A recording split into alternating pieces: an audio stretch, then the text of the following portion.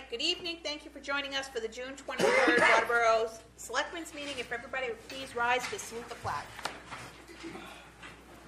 I pledge allegiance to the flag of the United States of America and to the republic for which it stands, one nation, under God, indivisible, with liberty and justice for all.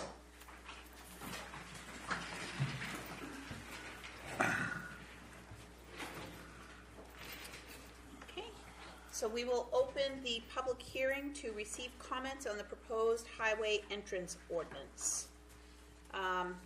So just a little history on where we have been since our last public hearing on this issue, which was held on April 14th. On April 14th, the town attorney was present at the public hearing, so she was able to hear the comments that the public had as a result of that hearing, and we had approximately 12 different residents that got up and spoke that evening. So Natalie was able to take the ordinance and make some adjustments to it based on the concerns that we heard from the public. We had another workshop to review Natalie's changes, and as a result of that, we had additional changes that we wanted to see, so it went back to the town attorney. We had another workshop to discuss it, and voted to send that final draft to public hearing tonight.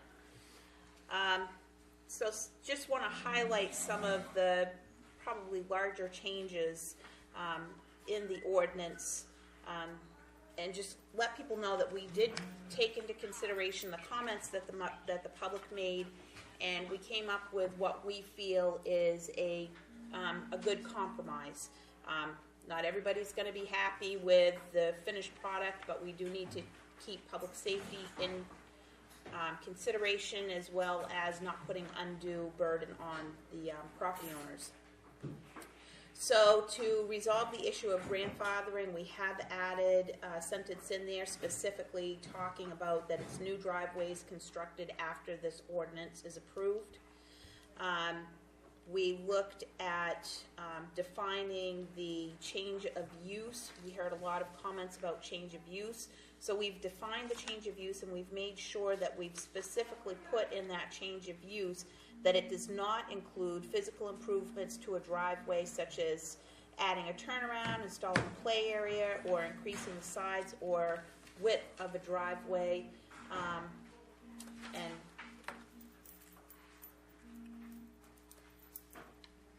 code red, calling. That's what that, yeah. So we've addressed that. We've specified that this is for town roads, and we put the provision in here about state highway or state aid highways that lie outside the urban compact, so that there was no question, because that kind of seemed to be a confusion for some on where the driveway ordinance applied and where it didn't. We specifically put language in that there was concerns that we were looking at controlling the entire driveway.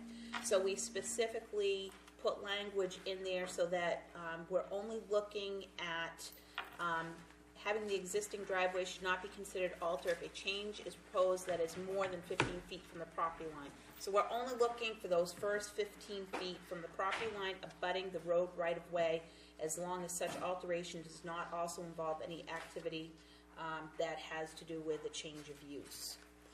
We changed the scale as was requested. We changed the site distance. We looked at adding some special conditions so that if somebody could not build a driveway because they couldn't make it work within the confines of the ordinance, that there are some special conditions. We've defined those conditions, and we've given the Public Works Director some authority to shorten site distances when it's required, as well as make some other changes. We've included a road entrance appeals board, so if a party feels aggrieved by a denial, there's a recourse for them, and the appeals board will be that recourse.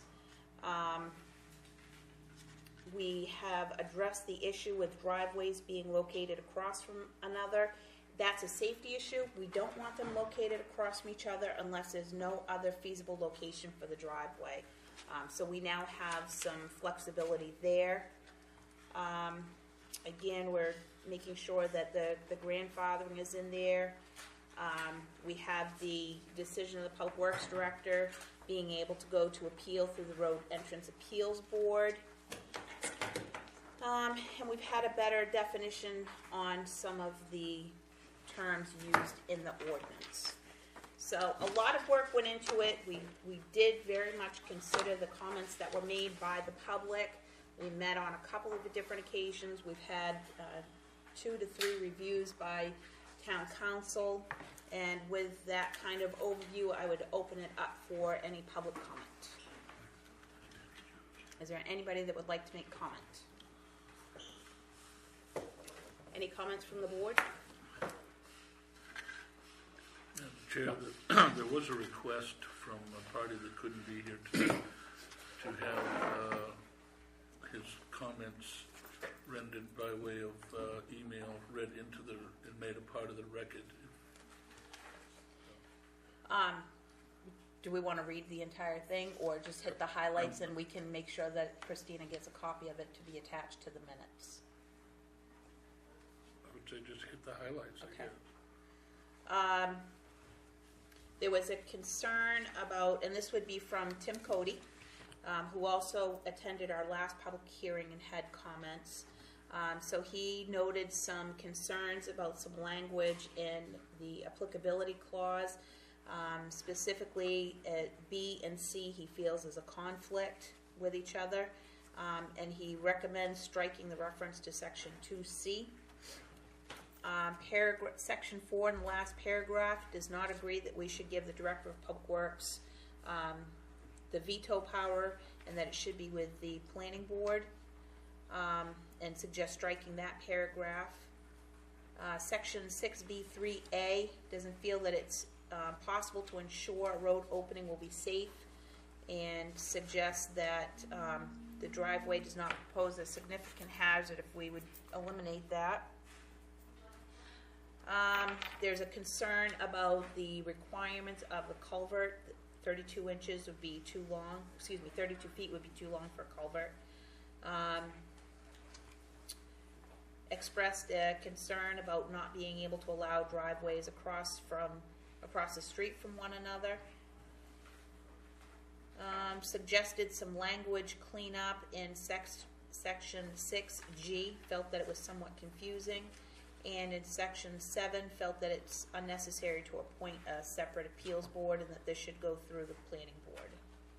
So I'll provide Christina a printed copy of that, and if we can make sure that gets attached to that. John.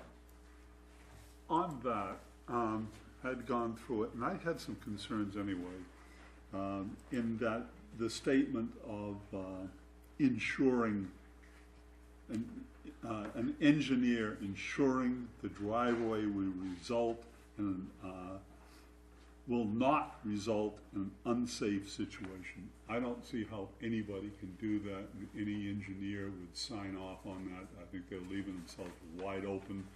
Any accident that comes out of that driveway, that they're going to go to the engineer and said he assured or she assured that that would not be unsafe, and it was unsafe. I mean, you can have a set of lights, and conditions may be such that a person may try to stop for those set of lights and get in an accident on the intersection, and you didn't ask someone to assure that they would be safe under all conditions, under the condition that there was set. So I thought there, and again, it may not say much, but that will adequately reduce the probability of causing an unsafe situation. I think you can do that as an engineer and say the probability is here, and by doing this and this, it will reduce the probability of having an accident there. But you can't ensure that there won't be an accident. I agree with John on that. I think it's a standard that just can't be met by anyone, because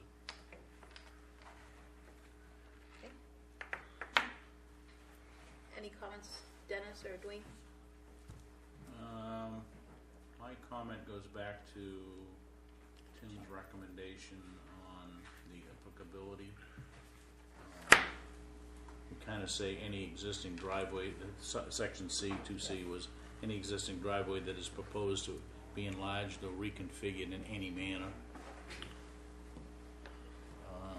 It's almost like it needs to have a little bit more, like within 15 feet of the town right of way that would. Yeah, I'm, somebody, I guess enlarged or reconfigured, if you increase the width of the driveway by, say, 2 feet on each side, because you were repaving, redoing your driveway, does that constitute that I now gotta come to the town? I think that says it does, and I'm not sure if I've already got a permit and everything is done and the culvert is in and everything else, and all I'm doing is increasing the width of it, and I'm not impacting anything else. I'm not sure why I gotta have another, an updated driveway permit. So I guess there's probably, in my view, there's some substance to that. B is a little bit, even though it says increase in the number of passenger cars or trucks utilizing a driveway, and again, that's subjective, I guess. Well, I think if you, Doesn't say Go to significant change increase, it says any increase. yeah, and I was kind of with you on that one, but then if you look at the definition of change of use, I think it defines it a little bit better there, so maybe if somehow we can incorporate that a little Yeah. bit more into B. Dwayne, did you have anything to add? Just a,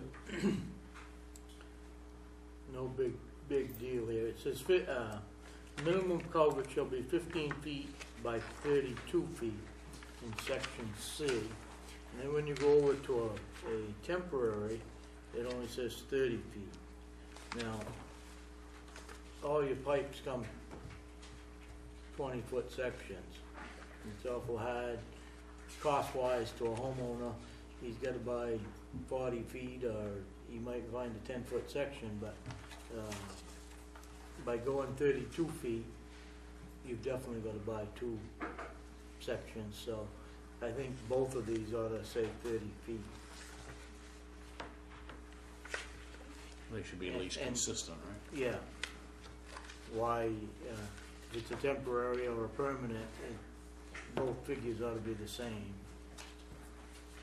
If I was gonna buy 2 20-foot pieces, I'd put them in anyway, because you're gonna rock them up, but a lot of people,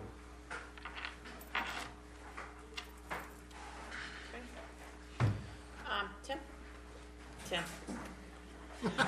Andy? Yeah, it's all right. Tim's It's all right. father. I confused you. You look so Fine, young. I fine. thought you were your son. Thank you. I'm here again. I'm actually pretty pleased, quite frankly, with some of the changes that are made. I think that it took us 2 years, because this has been going back and forth between planning board and road review committee, and went round and round. And I think after about 2 years, we got some kind of general compromise between what is public safety and what is a safe driveway and everything else.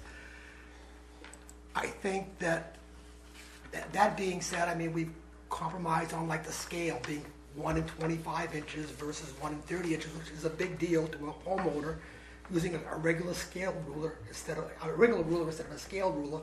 And some of the other changes going to 10% grade I think is more appropriate in Waterboro.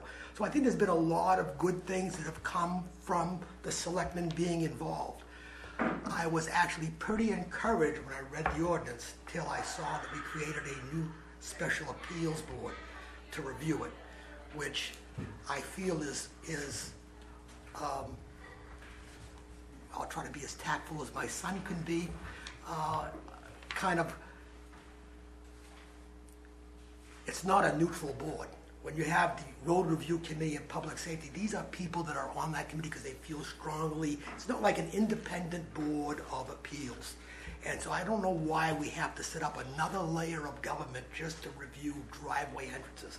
So I felt pretty good about it till I saw that the reviewing authority was no longer the Board of Appeals, but a special appeals board of people that are very road conscious and very opinionated.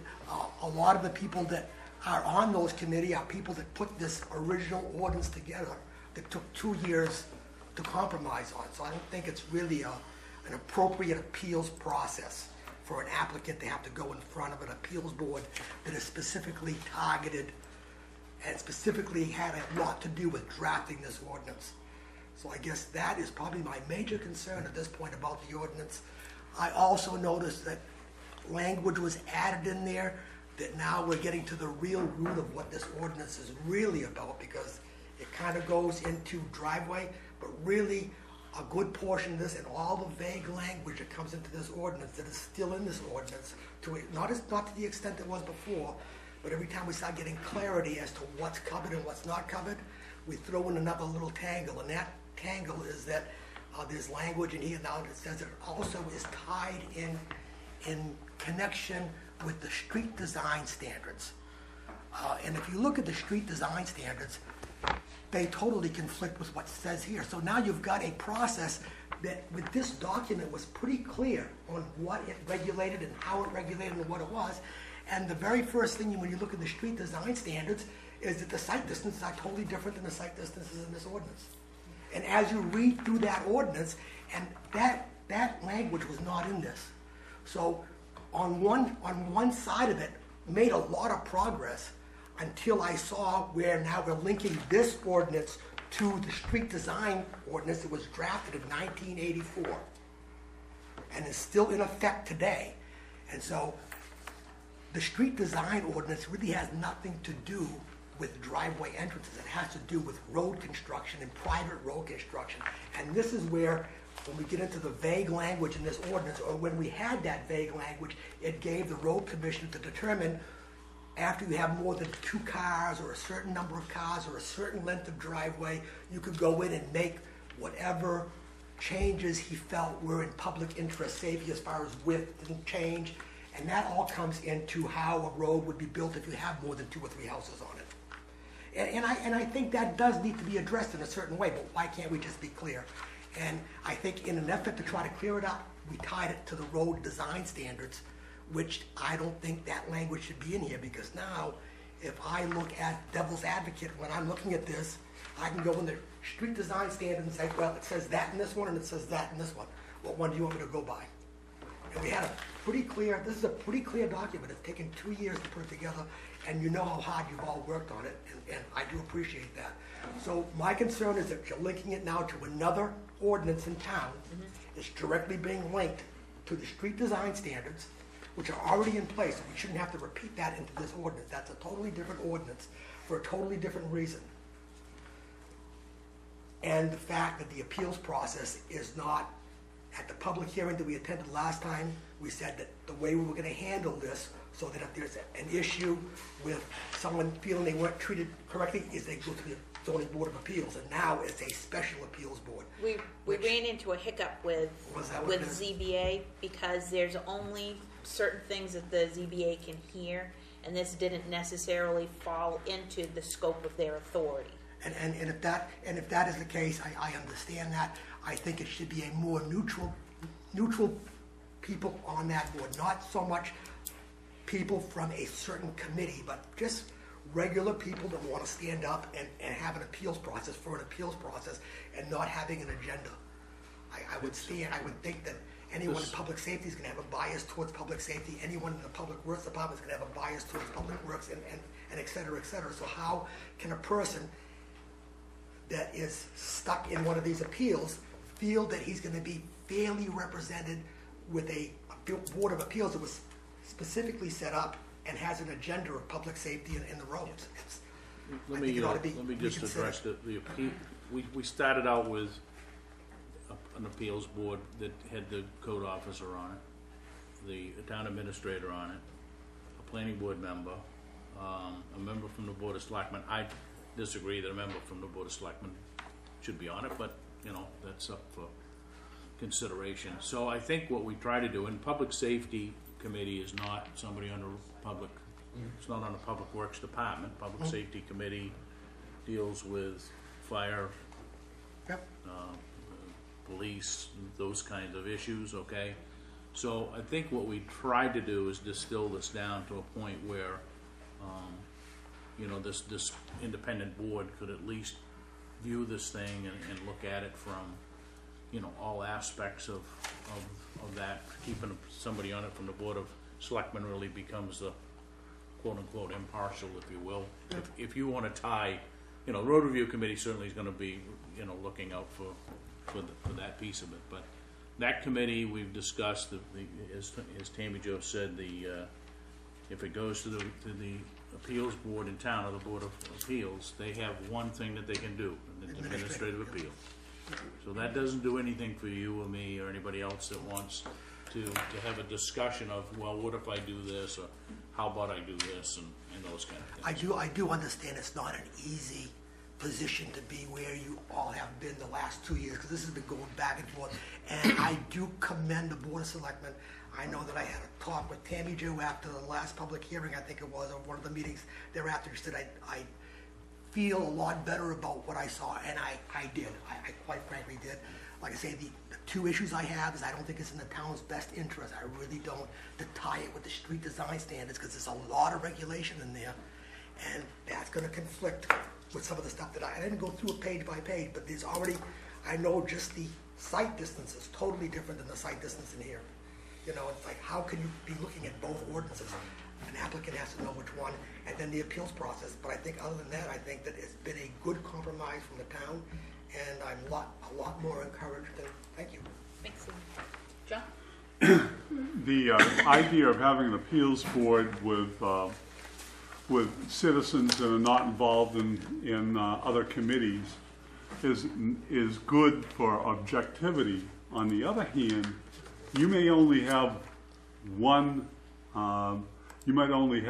meeting in a couple of years, and these people are not dealing with some of the complexities in this ordinance, and therefore it'd be hard to get them up to speed when they haven't had any dealings with it whatsoever, and even finding them, and they haven't been here for a couple of years. So by having people that are on certain committees, they're readily available. They may have some feelings about this beforehand, but you know, everybody that is on an appeals board, I like to think, take their job seriously and wish to be as objective as they possibly can, and put some of their biases behind them. But anyway, so there's always a trade-off there. Gordon?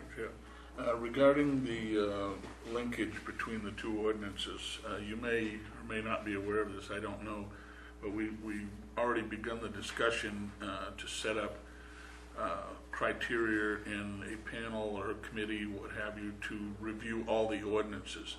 And this one will be reviewed simply because it's so old. It warrants it. And there may be the opportunity there to align what's in that ordinance with the ordinance that we've already done. So we don't want to have to do one, and then while we're redoing the second one, have to go back and redo another one because we redid this one. It just seems rather confusing. We're going to go through systematically and update all the ordinances and codify them and put them in a single book, so that when you come into the town hall, you don't have to go here for this piece and here for this piece and there for that piece. You'll have it in one book. Andy? Yeah, I'll just reply to that really quickly. I know that in the street design ordinance, I looked at one part in particular, and that was the part on site distance. Clearly, the numbers on this document don't say the same thing as in the street design standards. So if tomorrow a person comes in, tries to apply under this new ordinance for a road opening, he's gonna have to follow this.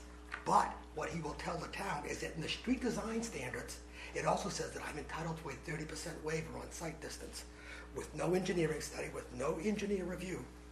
So do I go by this, or do I go by the street design standards?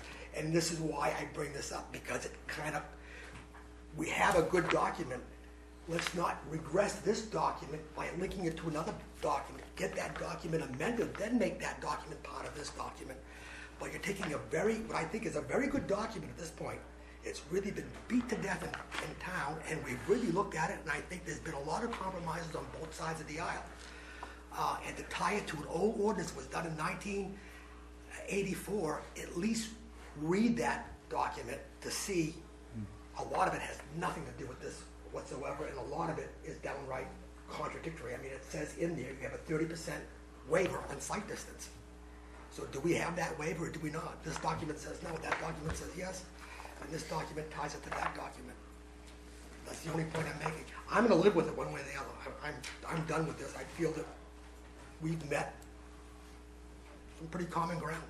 I think that going from the 5% grade to 10% grade, I think is fair for everyone. It has public interest at heart, and it also has property rights for people at heart as well. The minimum site distance is just to, I guess, put some substance to what Andy's saying, is that we're saying that if you're going 30 miles an hour in the driveway ordinance, it's a 250-foot site distance. The street standard says 300 feet for passenger car, 415 for a single unit truck, and 530 for tractor trailers. So, I mean, that's relative to streets that we're putting in. So we're more But it's we're tied. more flexible in the driveway ordinance than we are with the But street how does ordinance. how does that tie into this ordinance? Well, Why are we tying that ordinance to this I ordinance? don't think we are tying, and there's no language in the driveway ordinance that ties it to the street ordinance. It says, Okay. Other than the street ordinance is gonna manage the streets that are gonna be done. I think that's the only reference. Page 3. I'm going to find it here someplace. I have it highlighted, so it shouldn't take me too long. If we just get into one of those little tangled web we weave kind of scenarios, so. It says, all new subdivision plans will have all driveway entrances shown to scale and must meet all requirements of this ordinance, in addition to the street design and construction standard Right, and ordinance. the reference there, in my view, would be the subdivision street has to meet the street ordinance, okay?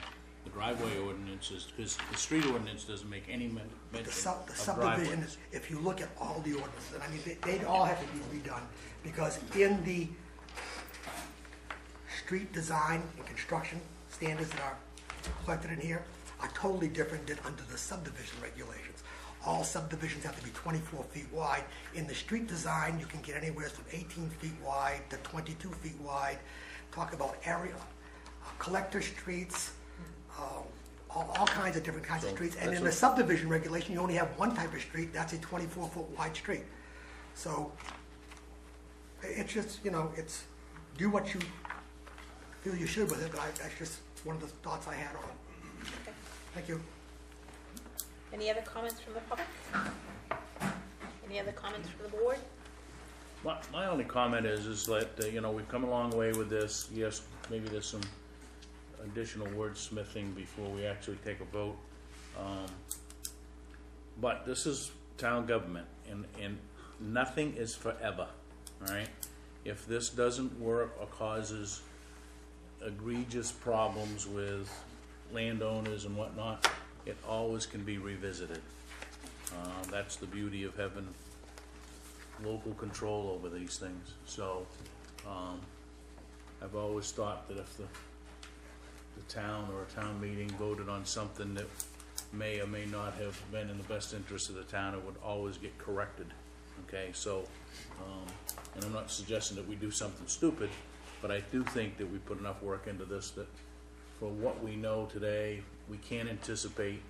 Sure, we can say the sky is falling and play Chicken Little all we want, but the fact of the matter is I think it's time to move on. So, and it can be addressed later. Madam Chair. Yep. Doug?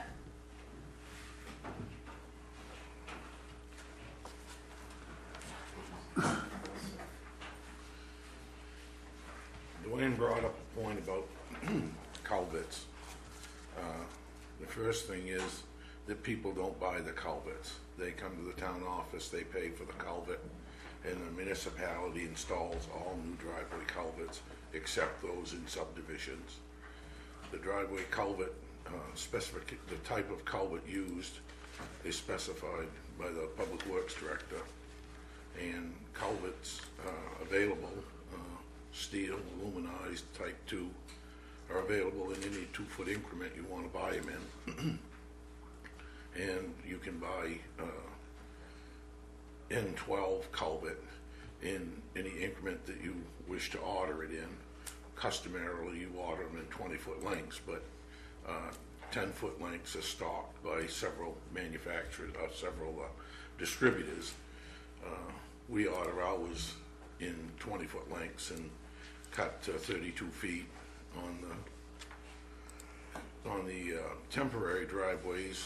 I believe that 30 feet is a minimum amount, and can be a longer culvert can be requested as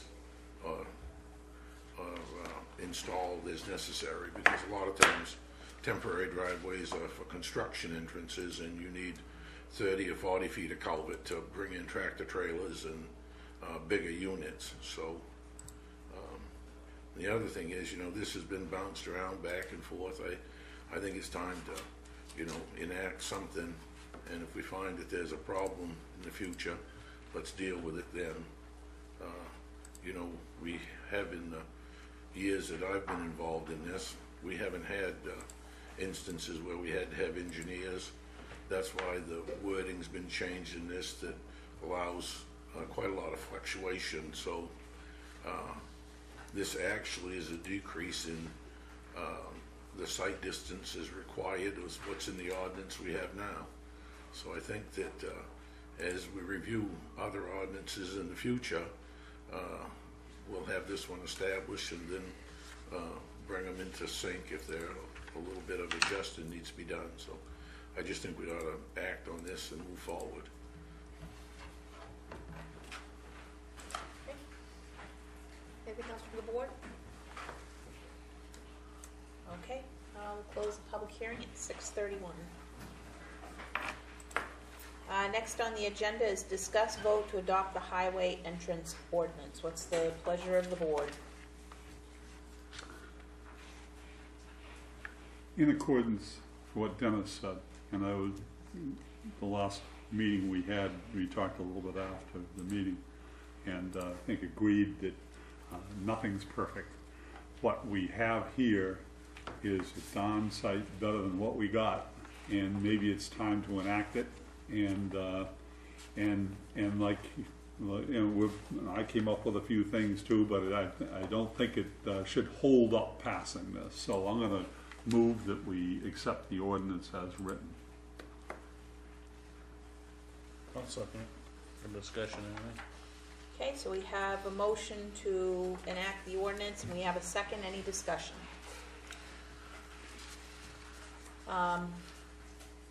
My only concern is in 2C, where it says any existing driveway that is proposed to be enlarged and reconfigured in any manner. And I think even Dennis, you had kind of hit that as a tickler. That kind of, that's the one issue that I have with it at this point. The other issue I have is what John discussed about that standard that just can't be met by an engineer. I don't see where that would take a monumental wordsmithing effort to just change the word on that. So how many changes can we make to this, Gary, without having to go to a public hearing? I think the definition is substantial, right? I would use that word. I don't think those two changes would be substantial if we had them, ran that by Natalie one more time and just said we were gonna vote on it with those revisions I think that's the answer you at the would next get, but meeting. if you want it from the town attorney, then get it from her. I think it's reasonable to make little word changes like that and move forward.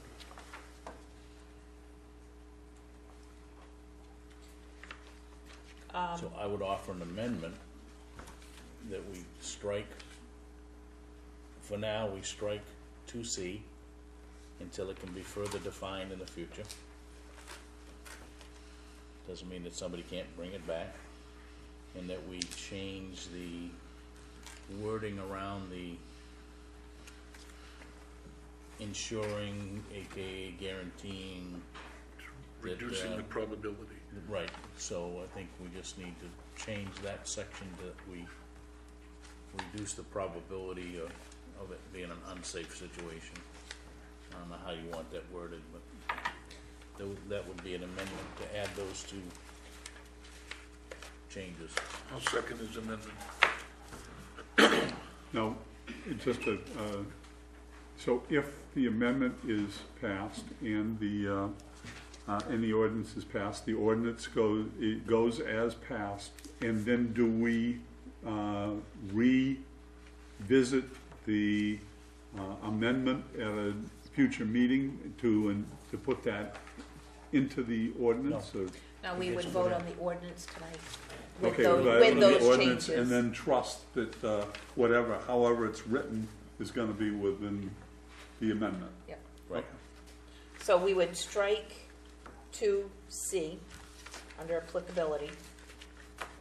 And then under 6B3A, there.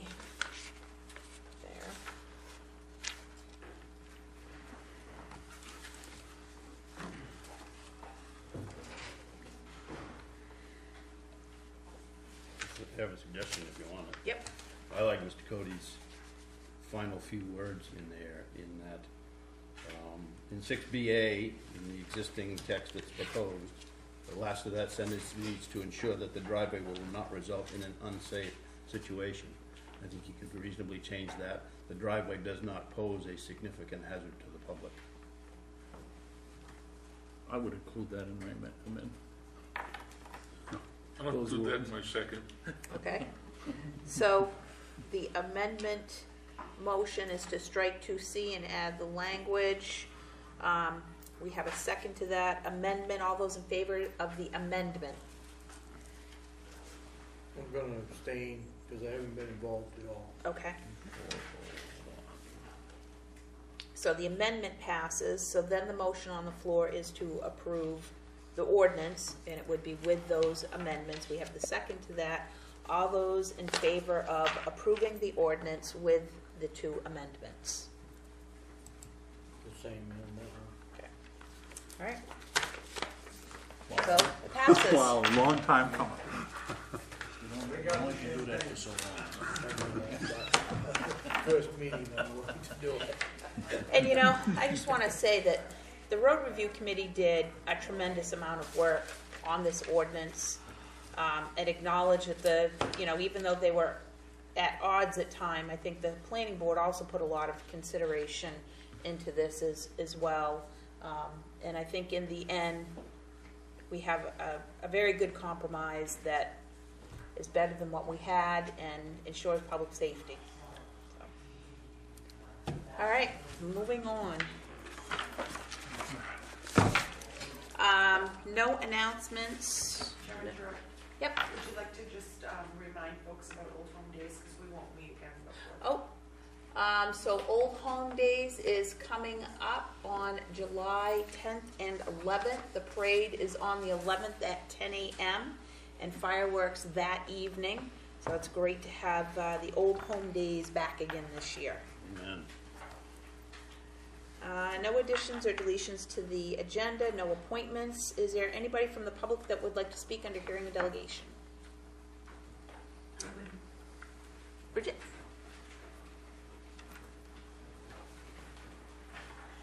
I'm speaking Bridget McCallum, Chair of the Waterboro Board of Trustees, Library Board of Trustees. And we all want to say a huge thank you to the Department of Public Works for fine landscaping work that has just about reached completion. And I have pictures I took of the area around the library, including in the back of the library, which was full of scrub and huge stumps. And it is now a rolling, nicely not level, but it's a mild slope, And there's a tree that's being designated as, there's a Willis Lord Memorial spot out back because his family, his daughter, and said how he loved the red maples up on their farm for years. He would love them in the fall. So we have a red maple that is set apart from the woods, and we're in the process of finding a bench that will be an attractive, weather-resistant, reasonably comfortable bench to be what Willis didn't do a lot of, the Willis Lord meditation spot. Willis was not known for sitting still and being quiet for very long. So we just want to say thank you. The library looks terrific. So much has been invested in it over the last couple of years, and this landscaping really finishes it off. We have crushed rock around the raised beds that make it look like it's really fine municipal facility that's visible from Route 5 and 202, and we just want to say thank you. Thanks, Doug and crew. Somebody's outstanding artwork that adorns the front looks pretty impressive too. Thank you. Correspondence, we have the motor vehicle agent's May 2015 report, and we have a letter from Chief Boers. Moving on to reports and staff initiatives, transfer station manager Clint Andrews. And Clint, we've been trying to get you here for a while, huh? Yeah.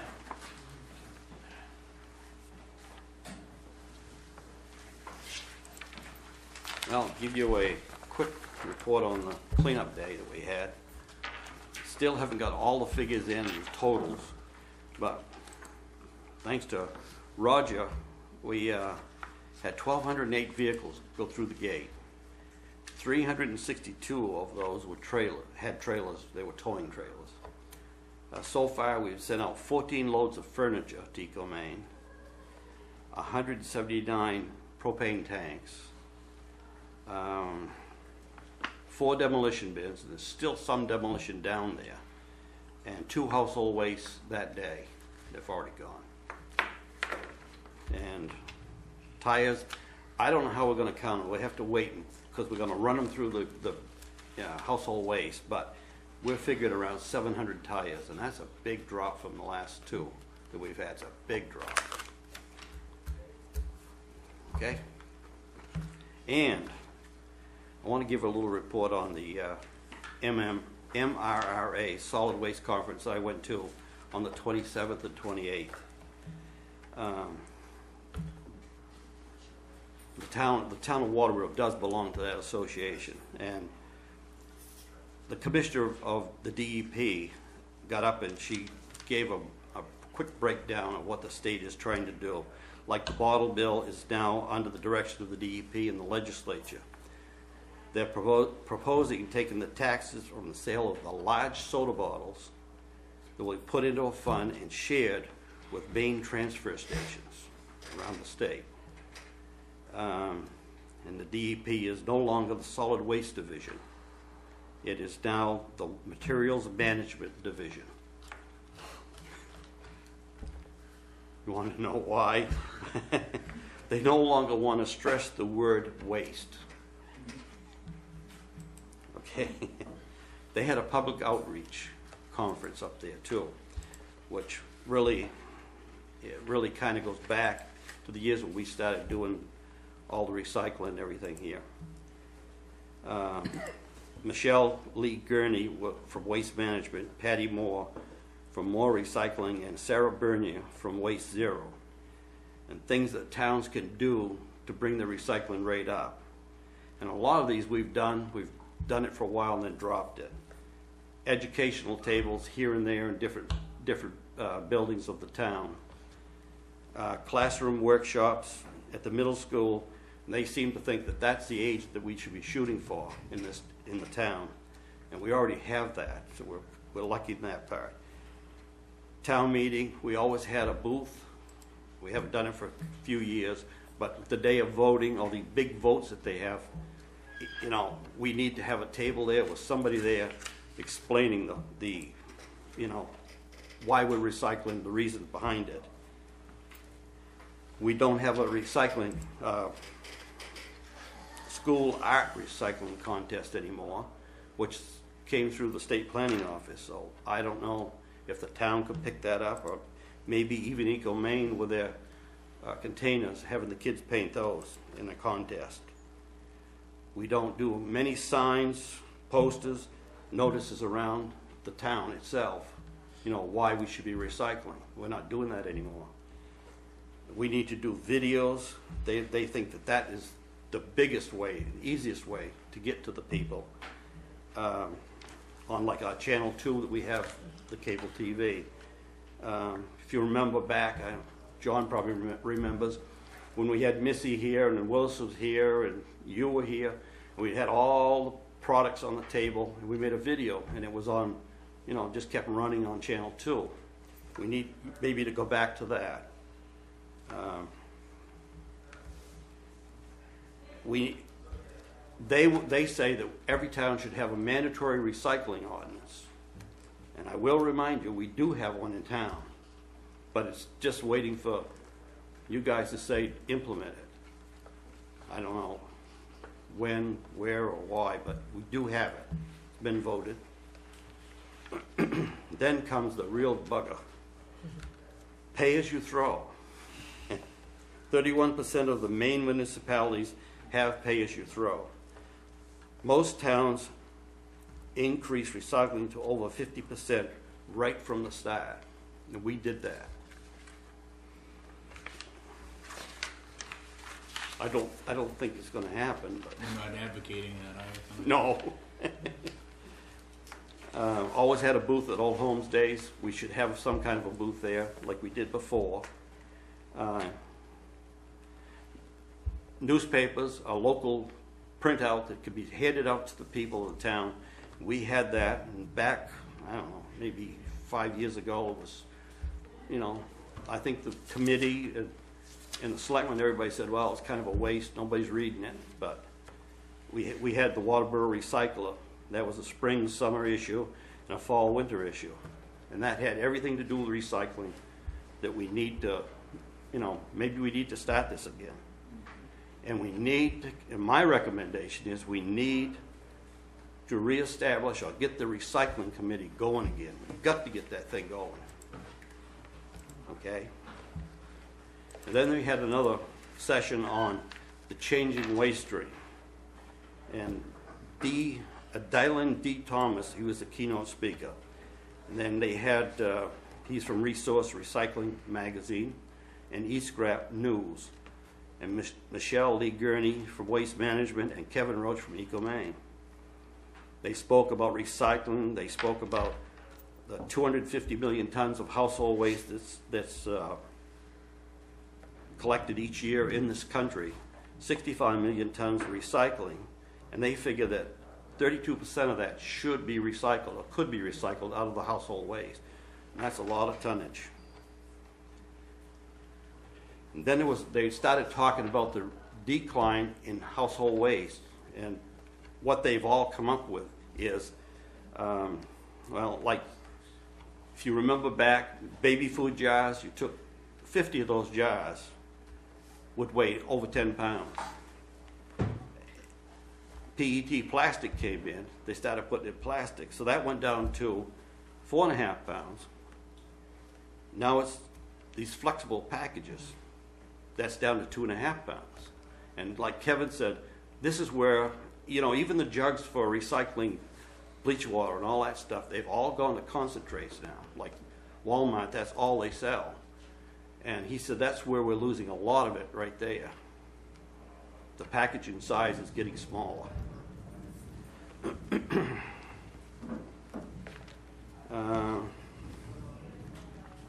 Kevin did say that what they used to pay for recycling materials, or what they have been paying, is gone from $118 down to $61 a ton on average. Am I close?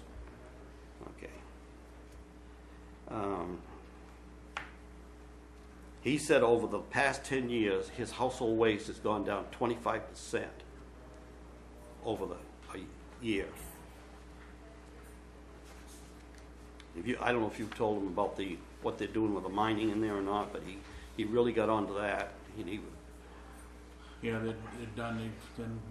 They actually mined 38,000 tons of Yeah. ash and took all of the valuable metals out of it, which did a couple things. It reduced the ash by another 10 or 20%. Yeah. So it increased airspace in the landfill and extended the life of the Like, landfill. he said it was 17,000 cubic yards to date that they've recaptured, the room that they can put the ash back in. And so far, I guess, as of that date, it was $725,000 they've collected in income. In Ecomaine, he did say that the future priorities that they have, education and outreach to the communities and schools, increase social media, financial relief of member communities, which I like that one, increase recycling, landfill diversions of organics.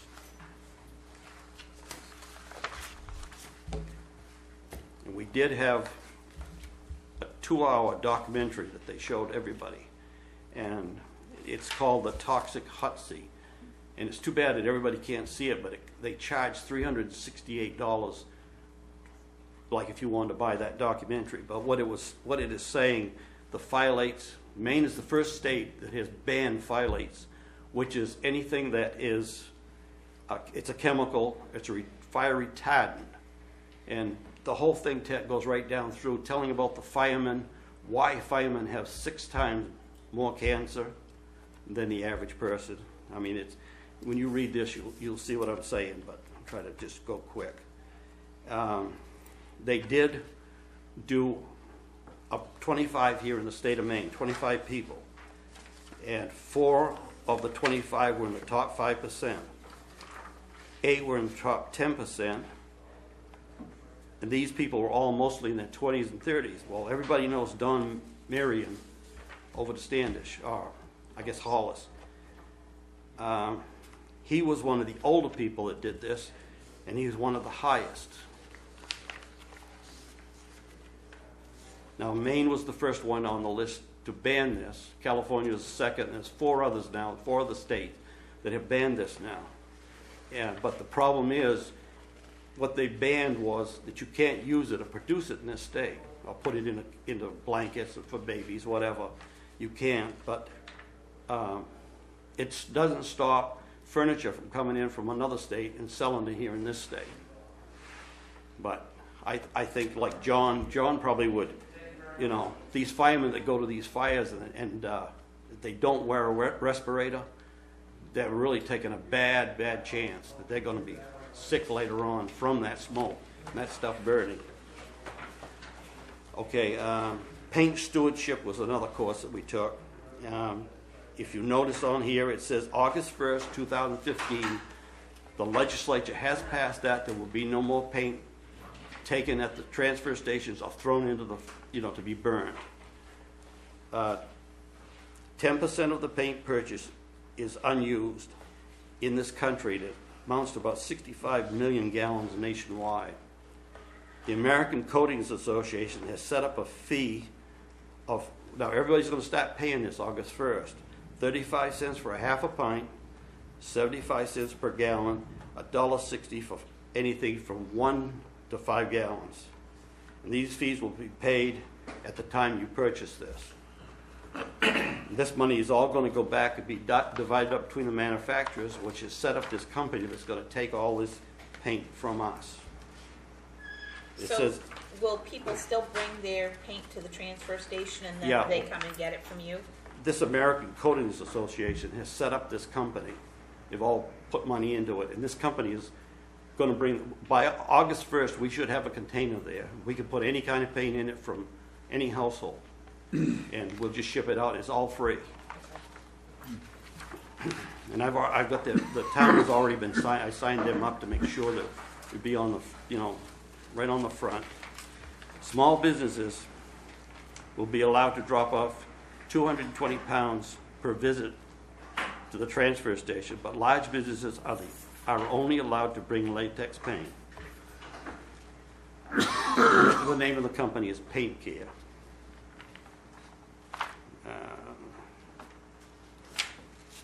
And I just want to say the state is very close to adopting a carpet recycling program. When that's gonna happen, I'm not sure, but they said they're very close to agreeing on it. That's all I got to say. Any questions? On the paint, do the buckets have to be empty now, or can there be some, like if we brought in a half a can? If you brought in a half a can right now, we have people put in sawdust, cat litter, or oil dry, and we throw it right in to be burned at Eco Maine. But as of August 1st, we can't do that anymore. So they're gonna be bringing some kind of a container that you pick it up with a forklift or whatever, and they're all packed in there. They come and pick it up. It costs the town nothing, just the time of putting it in there. And it's all free. So it doesn't make any difference how much paint's in the can, you can just No, bring the can no, down? no. Full gallon, half a gallon, Free for now. free for now. Do we No, have, we're paying for it. when we But you buy pay, it. yeah, that's it. You're right. You're paying for it when you buy the paint to dispose of what you don't use. well, yeah. You do that when you buy tires too, but they still charge you for tires when you bring them down at the That's transfer right. Because station. whoever's collecting the money for the tires isn't taking the tires back.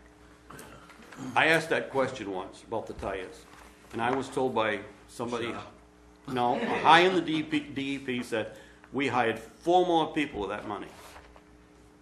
They didn't take any tires.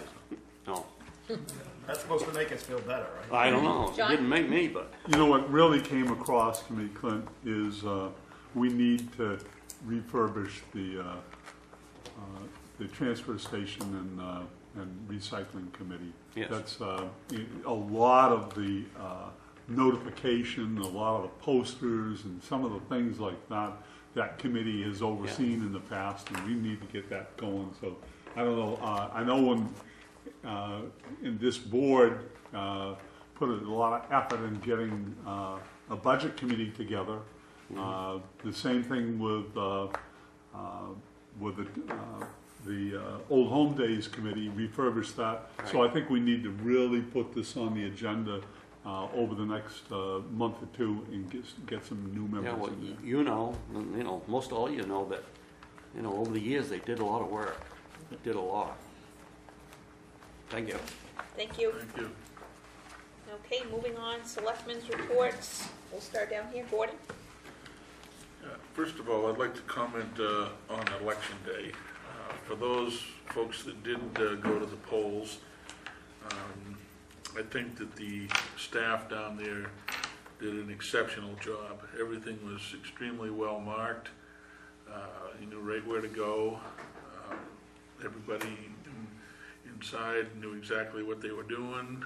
Things went, very smoothly. The Historical Society had a real nice display down there, and because there was a lot of baked goods that everybody could partake to. So I just want to, I think that all those staff members, the volunteers, and everything else did a really good job. Also, when we're talking about the Director of Public Works and his landscaping efforts around the library, I'd also like to draw your attention to the work that's being done at the old fire station at the intersection. A large amount of that debris has been uprooted, and subsequently it'll be trucked off. There's already been some gravel brought in, and it's going to significantly, I think, impact the visibility on that intersection when it's done, and make it a lot safer, as well as sprucing up the place. So, Okay, anything else? oh, that will do it. Great, thanks. John? The town meeting, there were a maximum, I think, of about 45 people at the town meeting. And last year, I think it was only about 35 or 39, something like that. That's a heck of a way to run town government. And we have certainly, over the past couple of years, been talking about the possible need for change. And I believe we're going to be bringing this up later, but I certainly, there's a couple ways to go. you continue on with town meeting at diminished attendance. You go to a referendum. To be honest with you, that's kind of scary. And I'll tell you why. We had a vote on referendum on the 2020 committee, and people who have attended meetings on that 2020, almost without fail, almost every single one had been very much for what the 2020 committee has done over the past 5 years. It has been overwhelmingly supportive. We had 300 votes against that. That tells me if all those 300 people were at a meeting and had seen what other people had seen that had attended those meetings, I bet there'd only been 25 votes against it. So that is what kind of scares me about a referendum. Some people come in, don't know what they're voting on, and are scared to vote for something, so they vote against it. So a referendum vote, you may get more participation, but the participation isn't as informed. So then the next step is a town council, city council form of government. So that, I think, needs to have another, a reenactment of the, a reformation of Charter Commission. And if we're going to do something by November, it needs to happen fast. So I think this needs to be on our agenda. We need to make a decision. Are we going to have another charter commission, and are we going to go forward and really look at the three possibilities that I've mentioned? Dennis? Just a couple of things. EcoMaine had their annual meeting the other day, Wednesday. The budget has been passed, and there is a slush fund, if you want to call it that, or a buffer fund to protect recyclables. I think it's budgeted in again at $500,000 to support no downturn in the market in recyclables, so that the municipalities do not have to pay to dispose of that. Other than that, I think they've gone through the maintenance of the turbines. Efficiencies are way up on producing electricity through the system. I did want to congratulate the Massabesic Middle School, who won the Zero Waste Challenge again through the Chewonki organization. That was in the paper, I believe, the other day in the Waterboro Reporter. Dave Pope, for those of you remember, on the recycling committee, he attended a number of the recycling committees and whatnot. So they're doing what they need to do in the middle school level of talking about recycling. But just on the flip side of that, there's, and I'll send that out to anybody that one would like to read it, but there is a problem nationwide with getting rid of recyclable materials. And there's a glut of recyclables at this point, so there's no market. And naturally, all the people that make money in that business are saying, woe is me, and, you know, we need to do something. But as long as that's down, there's a risk that it will cost us money to get rid of glass, plastic, paper, and those kind of things. So don't be surprised that 2-3 years down the road that might come back to bite us a little bit. So it will be less than getting rid of household waste, but it will cost something to increase recycling. But and the recycling committee, I would agree we need to do something. I noticed that there was a letter to the editor from a gentleman that suggests a 3-day cleanup week stuff, and I think he had some good ideas. So maybe we should extend an invitation to him to participate in the recycling committee. That might be a good opportunity. That's all I got. Thank you. Dwayne? I just want to thank everybody for coming out and voting at town meeting. Here I am. I'm going to try to do the best I can do. So my work schedule is a little on the busy side, so I may be a few minutes late for a 6 o'clock meeting, but I'm gonna do the best that I can possibly do. So. Thanks. York County Budget Committee, tentative, we have voted to approve a budget, and we've sent it to the county commissioners. The approved budget was $19,053,554. There were 3 committee members that were opposed to the vote, and that centered predominantly around the sheriff's budget. Some members wanting to put some additional funding in the sheriff's budget for additional sheriff staff. So now what the process is the commissioners will have a meeting on July 1st. If they agree with the budget committee's proposed budget, then that'll be the end of the process. If not, and they have changes, they'll send it back to the budget committee, and we'll have one more meeting for reconsideration of the commissioner's recommendation. So, seeing as we approved the budget that was recommended by the commissioners, I don't see them not passing it at their July 1st meeting. So, for all intent purposes, I believe the budget process for York County is done for this year.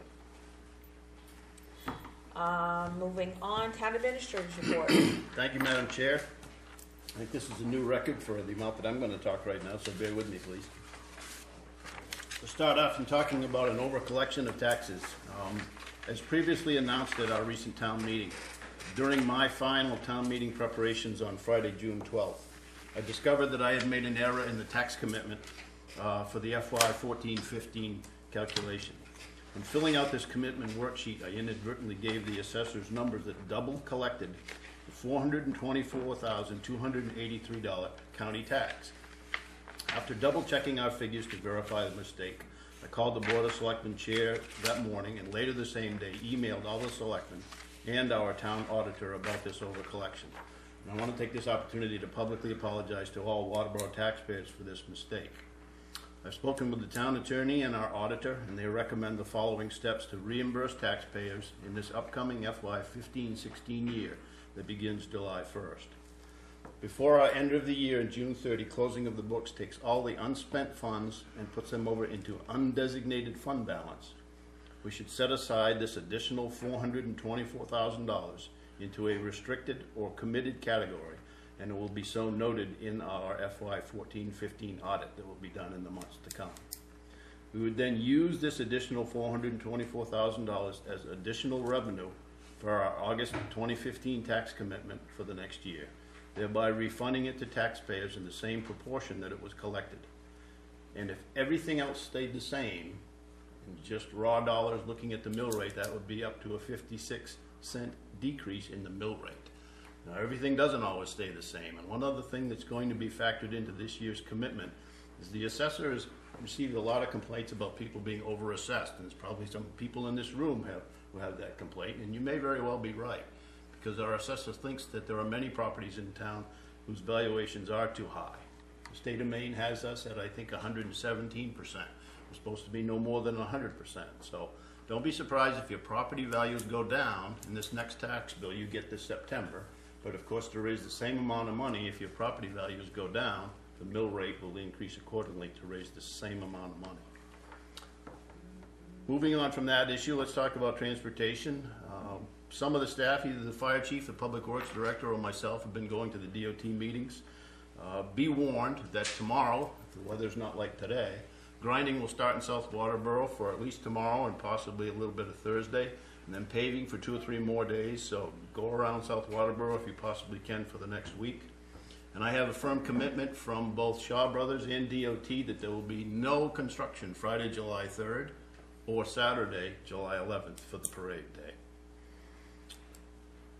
We collected applicants for our front office position out here when that front office customer service position was going to be a full-time job. A lot of those people are not interested in the part-time 2 to 3 day a week work that it now is, so I'll keep looking and report back, and I hope to have somebody hired by the end of July, but for the moment most of the people are not interested in the part-time work. The food pantry folks have been in speaking with us regularly. They've determined that the well and the septic for the parcel next door that they had donated to them, the well and the septic are not usable. So what they think they would like to do is put the parking lot on the corner lot that they had donated to them, which is the corner of Moonpenny and Townhouse. And then perhaps they would come back to the Board of Selectmen for a lease of town-owned property to put the building up behind that. They have their 501c3 has been formed. It's been active for a couple of months, and they've raised over $2,800 to date. And I would assume that they would be back at one of the July meetings talking to selectmen about a lease. They have some additional survey information that they need to supply to the code officer to determine where a building footprint can and cannot be. Last year at this time, we were talking about just what John mentioned in terms of a town meeting wrap-up. I wanted to make sure that the public and the selectmen have, I think, all the timetable information in here in case you want to pursue a charter commission question. And the following points describe the process if you want to establish a charter commission, a full-blown charter commission. The municipal officers would have to vote to establish this charter commission at the next meeting in July. Within 30 days of that, you must pass a second vote. The selectmen must pass a second vote, submitting the question to the voters, and that can be at the second regular meeting in July. Then the question must go to the voters at the next election that has a time frame. So essentially, if we want to do this as a community, that question has to be solidified by August 1st to go on the November 2015 ballot. If you want to do the referendum voting, which our present charter section 212 describes, we will need 15% of all of our registered voters. We have 5,003 registered voters, and we will need at least 750 people to sign the petition asking for that referendum question. And it can be at a special election or this November if we have it done by August 1st. Moving on to assessing. Our contract assessing firm Atlantic Valuation Services has announced a change of staff.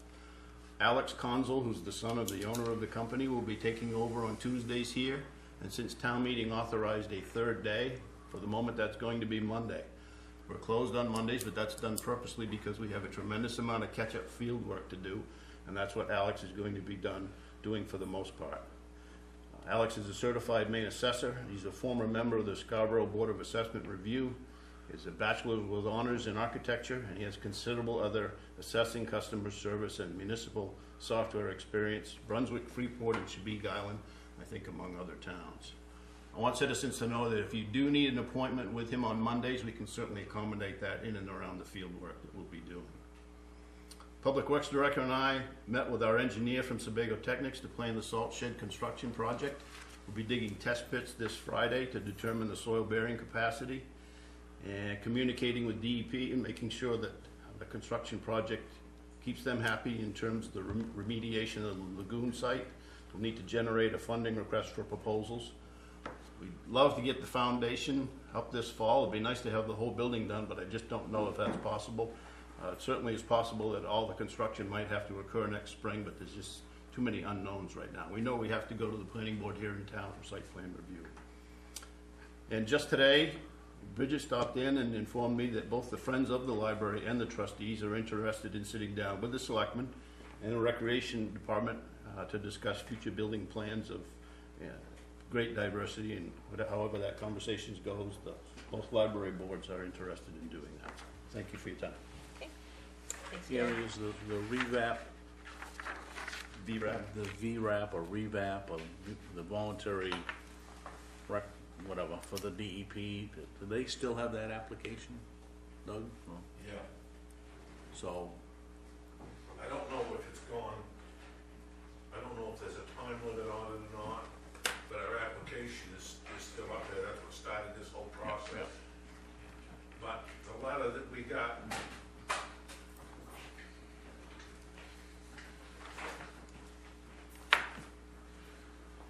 the letter that come back from DEP after they done their second set of studies on that property is would lead us to believe that they have given preliminary approval at least, and conditional approval based on a final set of plans to construct the salt shed. They said that the best use of that property is to put a salt shed on top of it and encapsulate the problem. Right. So, it's a little ambiguous, maybe, the letter.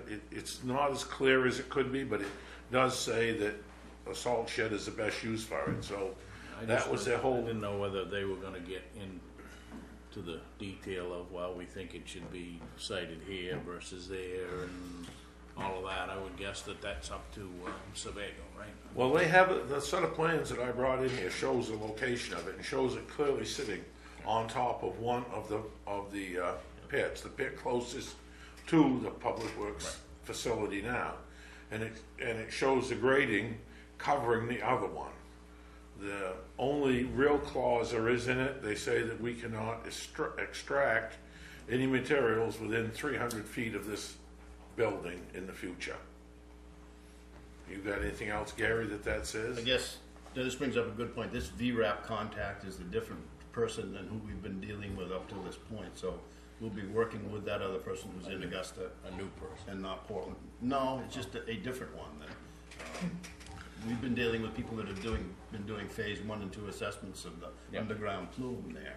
And now this VRAP fellow will be in the mix. We'll be talking with him soon. We've got most of the preliminary groundwork, and like Gary said, on Friday we'll be doing test pits to see if the ground stability is there. And we're a priority 4 town, so we're not eligible for money. We're on the lower tier. There's 5 priorities, and the 4s and the 5s aren't even eligible for state funding. I don't know where the money went, but it's gone. Okay, thank you. Moving on, new business. I got just a quick question on the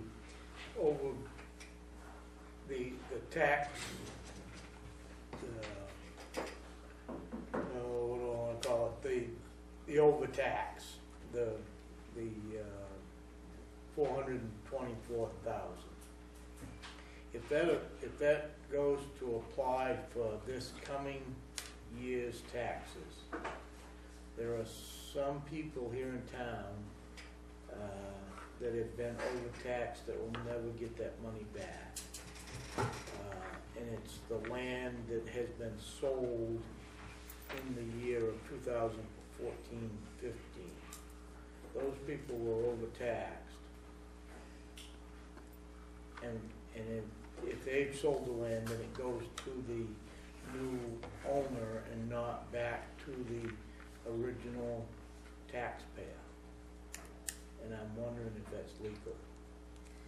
This happened back in 2004 or 5, I believe, and the town had to send out every taxpayer that paid tax back a check on it. And Well, that was the road money, I think, Yeah, that got double dipped. it wasn't a county tax, but it was, I think we have legally addressed that, right? This is a different situation with the county tax. Right. Ken Cole said that situation happened before, is completely different. It's not relevant to what we're doing today. But I think the advice from the town attorney would be that you had a legal, although $424,000 extra, you had a legal commitment that was assessed last year. And now you have a process whereby you're going to reimburse those funds. And anybody in that situation that has sold their property, and what you're talking about, there might be, I don't know, a dozen or 2 or 3 dozen perhaps. I mean, there's an abatement process here. And if that raises its head, I would think we would handle that in the usual fashion. okay. I'm sure that there's more sales than 2 or 3, a couple dozen, but how many, I'd like to know how many of these sales was there in the year 2014-15 that is this going to turn into a lawsuit? But they're not gonna we're not giving anybody the money back. We're reducing the assessment this year. Or we'll use that money to reduce the total assessment this year, right? Yes. Which is, has happened in the past where we've had quote unquote, maybe a windfall of money that we took out of unappropriated surplus and put it into, to defray the tax rate. You know, that was, unappropriated surplus was created by other people's money in the previous year, so I'm not sure that it differs much from that, but. Another kind of unique situation that we're in is with the county changing to a fiscal year, we are on a 5-year payment plan with them to pay additional taxes. So if this is going to be problematic, then could we even make a pay early on that 5 years that we owe? Because we owe that money. We're paying it back over a 5-year period. Could we prepay, pay ahead? If that's gonna be an issue, and then that money that we collected it for county taxes, and we're gonna be paying it towards county taxes. I'll get you a second, Doug. I think the last statement you just made, the last portion that sentence nails it all down. We intend to put this back into county taxes and not collect it again this next year. I think that's a very fair way to do it. And if there are people that feel that they've been wrong because they sold the timing of the sale of their property, I think we should handle it through the abatement process, as far as I know today. John? In Dwayne's concern, if we got a list of people who sold their homes in 2014 and not going to be here in 2015 in order to get the reduction on taxes, if we got the names of, let's say there's 8 or 10 people that did that, and know what their tax rate was, and if it amounts to 50 cents on the 1,000 or whatever it is, we hold that money in abatement to, rather than go out and try to pay everybody, send them a check, but you have those 10 people have a check made out for those 10 people. 10 or 100 or whatever. Is that a possibility there? So therefore, it's not an issue of getting kind of gypped out of their tax abatement. So, in doing that, if you did it, and it's not like going out and making checks out to everybody in town, which is a heck of a task. But if you had 10 people, I just 6 don't see or this whatever, being any you might be able to do different that. I don't see this being any different than any other 1 year's tax commitment versus the other year's tax commitment. I mean, if we had a revaluation and certain properties went down and they were sold, then the person could say, well, I should have got that benefit, right? But I sold my land, right?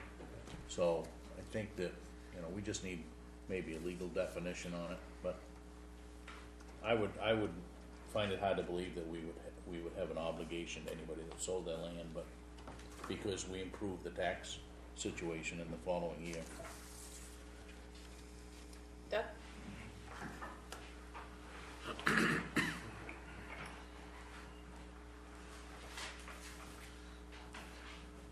If you look at the real problem, I've been involved in this 2 separate times during my term as selectman here. 2 different times. Once when the then finance committee decided to calculate the tax rate, and they figured in the county tax twice, or they figured it in, and then when the assessor took their budget and added it in, it was a duplication. And once when the tax assessor figured it in twice all on his own, we had it. So at that time, the real issue was, what are we going to do with the money? We turned it back to the people in the form of the second payment on their taxes. But the real question came to, you're allowed 5% overlay. So if the amount of money that you overtaxed does not exceed the 5% overlay. In that case, you'd have to go back and check, but I think it was 5.02%.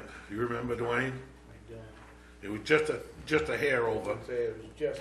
And the town attorney told us at that time, you don't really have to do anything. It's so close to 5% that you're just knocking on the door, and nobody will ever have any legal reproduction, or will never have any comeback on you. So if this amount of money, the $423,000 or $4,000 that you're talking about, plus the overlay you put, does not go over your 5%, basically, I don't know that you really have to do anything with it. You could leave it and just let it go into your surplus. Or you could take it and put it toward the salt shed, and that would just decrease the amount of money we had to borrow. You've already got it. So, if you got it, flaunt it. Interest free, right? What's that? Interest free. Or we could put an apartment over the top of it and have a little extra money. But you could really think about it. If it doesn't go over the 5%, and that's the threshold right there. I think We that had the a people, real low overlay this last. I think the people have actually got benefit of this because they were allowed to deduct that on their federal income tax as the amount of tax paid. Wow, that's true, but I don't think that's a recommendation for doing this, so. No, I know, and I'm just saying, we give them the money back, now they're gonna have to pay taxes on the money we gave them back. Let's see where we stand once all we get the auditor numbers and everything else. Okay. Moving on to new business, elect chair and vice chair of the Board of Selectmen for 15-16. I've been either chair or vice chair for the past 4 years, and I'm very eager to pass this along to somebody else. Eager. I have my last year on the board. I have some other things that I want to focus on. So, is there a nomination for chairman? I'll nominate Dennis Abbott. There a second? I'll second Any discussion? Any other nominations? I Okay. move the nominations close. Second? it. Second? All those in favor of closing nominations? All those in favor of Dennis Abbott as chairman? What was it that President Johnson said? If elected, it will serve. And then would accept nominations for a vice chairman? Did you vote? Yes. Dennis abstained, Yeah, I think. I well, and whatever. I'll nominate Gordon Littlefield. Second. Any discussion? Is there a motion to cease nominations? There is. Second? Second. All those in favor of ceasing nominations? And all those in favor of Gordon as vice chair? Abstaining? Okay. Wonderful. Dennis, would you like to take over this evening or next meeting? Why don't you finish out this meeting? All Get the right. gavel, and might as well go right ahead. I've never had to use it. Moving on, discuss vote to approve and sign a quitclaim deed for 4 Lazy Brook Lane. And this looks like it's a tax lien that has now been cleared. Okay, yep. So what's the pleasure of the board? So moved. Is there a second? Second. Any discussion? All those in favor of the quitclaim deed? Okey-dokey, that's everybody. Next, discuss the June 9 election, June 13 annual town meeting, and LD1's place on the warrant. So, I think we've already hit a little bit on the election from June 9th. I think it did go very well. I think the signs were a lot more noticeable this year. I know that we did hear some grumblings that they didn't see it posted in the newspaper, but it certainly was in the paper and advertised out front and advertised on the web. So I think we had a very good advertising presence. Any other comments about June 9th? Eric? I'll just make one more comment. We bought 2 more of those large signs, and at the next election, they will be at the middle school telling people not to go there, to vote over at Massabesic East. So I think that's the last real hole we can plug with signage. Any other comments on June 9th? I was remiss in stating that Selectmen-elect Woodsum placed a number of those signs for the voting place there around the junior high, so we need to thank him for his efforts there to get people in to vote appropriately. Anything else on June 9? Okay. Annual town meeting. Obviously, I think we were all disappointed with the attendance of 40, was it 46? 42 voted on LD Right. I actually counted 53 heads. Yeah. Whether there's all residents or what, but I went around twice and there was 53 bodies. Yeah, there was some that About halfway through, and when you first got started. they straggled in after the vote. Now, if you pull out last year's June whatever selectmen's minutes, you can use the same you can use the same Yeah. comments for this year. Yep. Because I think it's the same frustration. Yeah. You know, we can argue that there's a silent majority and all of that good stuff. It just doesn't make sense when you got 5,000 registered voters in this community that 45 of them show up to vote on town meeting, and 800 show up to vote on Tuesday, right? A little over 800 and some odd votes. So frustrating to say the least, but I think we do need to talk about the whole concept of revisiting a new charter commission and all that. But you get a new charter commission doesn't mean that they are going to present to the voters a change in structure. You can't control that. That's up to the charter commission. So. I've got a question of why the election can't be held right here Can't be held where? Here. in this room by just sliding things away and setting up your voting booths on both sides here and the table in the middle. Why the voting can't be done in this building, rather than I had heard many complaints or many comments of the middle school or the high school, we call it now, but people were had a hard time because they went to the middle school and then went over to the high school. Some of them was complaining that they went to the actual high school to vote and couldn't find the voting, and the signs were just a little tad screwed up, but not bad at 10 o'clock. But it was very hard for the elderly to walk the distance that they had to walk to get into that building. I mean, it's quite a distance right from the curb in to the building, and then another 100 feet or better from the front of the building to where he was voting. And we've got a building, and isn't this room big enough to do that? Not to spread out. I mean, if you didn't have anything else going on in this building that day, I'd say maybe you could do it if you can use all the hallways, but I mean, I don't even think we have enough parking here to do it and do it well, with both ends of the building being used. And if somebody had to park at the end of the lot, they're still gonna walk probably just as far. Former town clerk over there had her hand up. Yeah, we're mandated to have a certain number of voting booths based on the number of voters, even when it's a low turnout.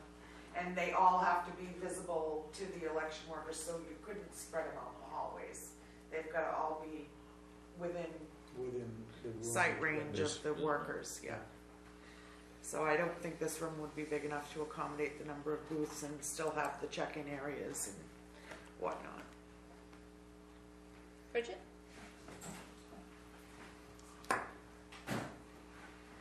I've worked elections for a number of years now when we had them here in the gym, the old town hall. And we had people parked up and down Townhouse Road a long way. They walked a long way.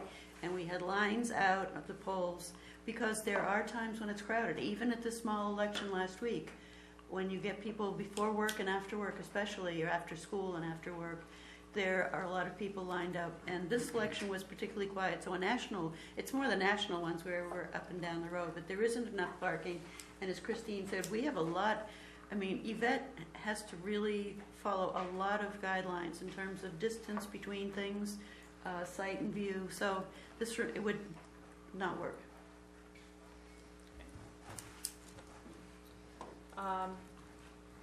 And then lastly, LD1's place on the warrant. Dennis, I think you were the one that said you wanted to. Based on the fact that a lot of municipalities are now not even addressing LD1, I know that we have, since its inception, there has been a recent change to LD1 up in this last legislature, so maybe there's something that I think they increased the amount of increase per year, right? From the index to 3% or something of that nature. It's in the jail funding formula. Right. Yeah. And it's just crazy that that this was passed as a people's vote. How many years ago? People don't understand it. When you look at a number on the warrant, you're going, what do you mean we're going to raise $2.4 million more than what was allowed for LD1, and so I just think that we need to, we'd have to legally discuss with council and whatnot, but why we go through this is beyond me, and it's just an exercise in futility. And a referendum vote wouldn't necessarily resolve that. I know Hollis, they have the last referendum. That last referendum question is the LD1 question. Everything passed. LD1 question got defeated. So now what do you do, right? There's some. You pass all the articles, and then you say, yeah, but we're not going to let you use all that money. So, which tells me that people don't understand what they're talking, what it is. So. Gary? Since we have members of the media here tonight, I'm going to tell my story that the selectmen have heard many times, but in previous position, I had a very experienced attorney, a CPA, a very experienced assessor, and an MMA person that was working there for 30 years and was involved in LD1 creation. I gave them my data from the town, all the same data. They all came back with 4 different numbers. And I was asking for their input. And you just don't know what to do when experienced people like that cannot interpret the rules clearly. It's frustrating as all get out. I think the intent of this, like Dennis said, was good, but its time has passed, I think, in terms of use. Well, when it was good, in the initial few years of it, was to say, are you raising more money than what the appropriations or the assessment went up and what the consumer price index went up? Right. That's simple when you look at it from one year to the last year, right?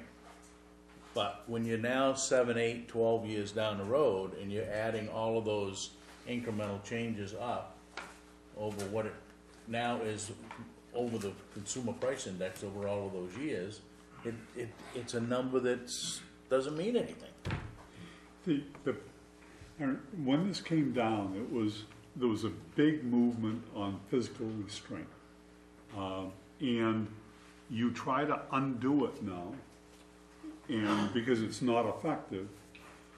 However, it'll come out that you're against physical restraint, and I think most politicians aren't going to want to touch it. No, I don't think. I think if we asked a good senator and good representative to put in a bill to kill it, they wouldn't get as much as they wouldn't get much support. I don't think. No, or there would be a lot of angst in Augusta if you did that. But it's okay that the state doesn't have to comply with it just by a vote of the legislature, right? They're not funding schools at 55%, which was part of LD1, that whole vote. So I just don't know. I think it's you just can't get there.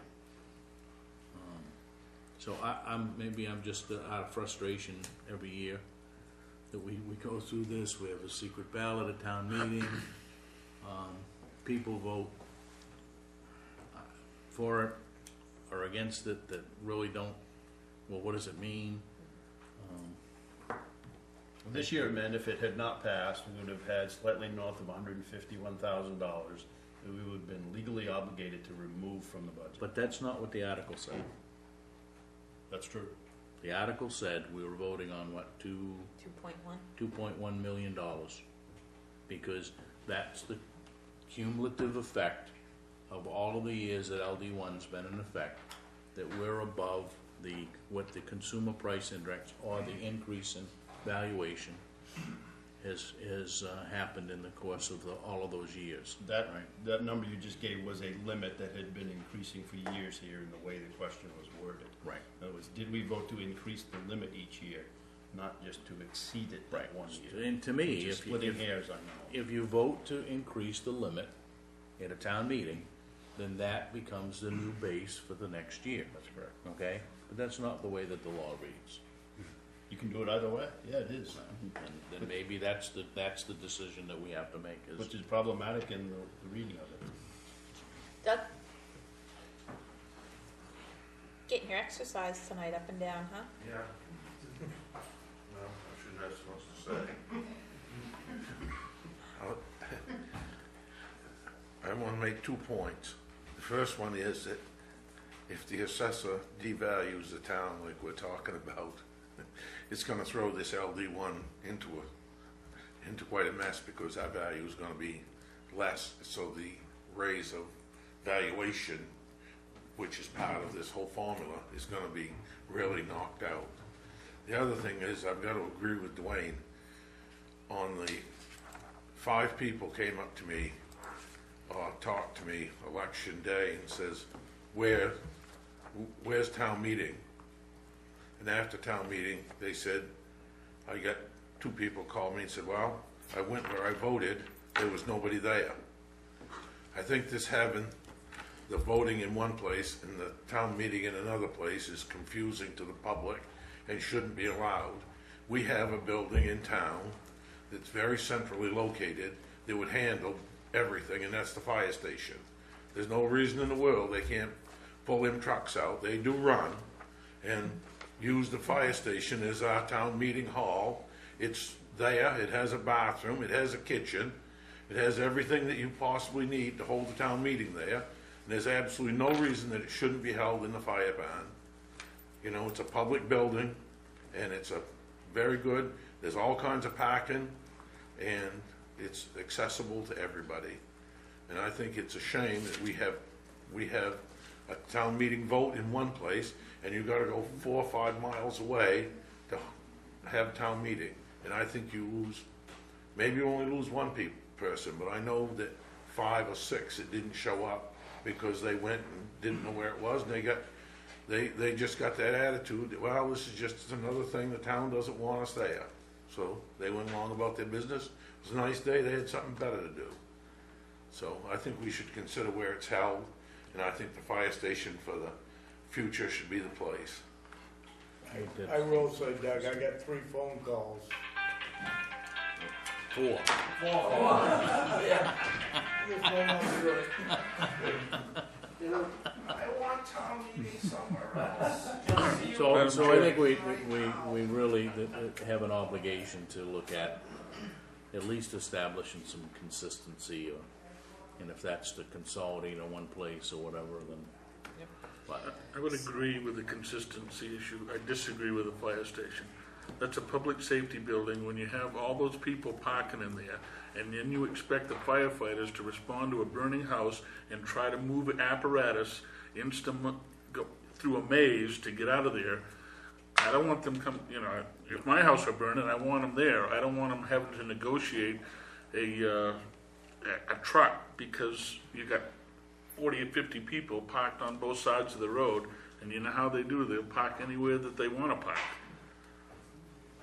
I think that's a bad idea. Well, Dangerous. if nothing else, we need to at least, if we're going to vote at the what used to be the middle school, now the Massabesic East, then we ought to hold a meeting here. if that's consistent, okay? But we really need to discuss it. We're not gonna solve it tonight, but I think that we need to have some discussion, and I think you have to look at, you know, I mean, the size of the town meeting, you can have the town meeting here, but, you know, I mean, it's, and that's kinda crazy, but, so we got some work to do, I think, over the next, few weeks anyway, to look at where this is all headed, And we have a timetable of July.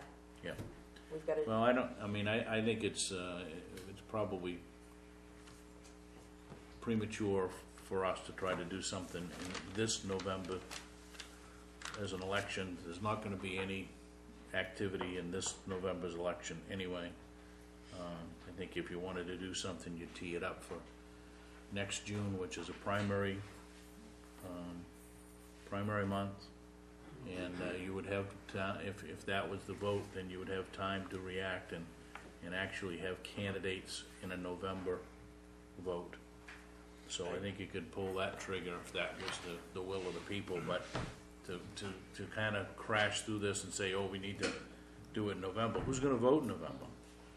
What are we voting on in November? Does anybody know whether there's anything at this point? nothing yet. It's an off year. To get 750 signatures, I will tell you, you've got your hands. Oh, if you're going to referendum, Yeah. voting, yeah. You can do it July 11th. Have a booth. If you wanna make it happen, you can make it happen. Good luck. You can set a I've roadblock. been there. Yeah. You can hire people to do it. That's what they do on the state level, right? Doug, Anyway. you all set, or? No, No, he's going. more exercise. If you would, hey, listen, if you and Gordon are Well, gonna Gordon, do I respectfully disagree with you 5,000 times over. We have 2 active fire stations in this town. There's more people attend the bean supper down there, and you don't seem to be concerned about public safety there. There's probably 5 times more people at a bean supper than show up at all the town meeting. And it would be absolutely no problem to drive those trucks to South Waterboro, where they have all the accommodations, and they can respond from there. They have their radios, they have their bathrooms, so they can go woo-hoo and do whatever they want.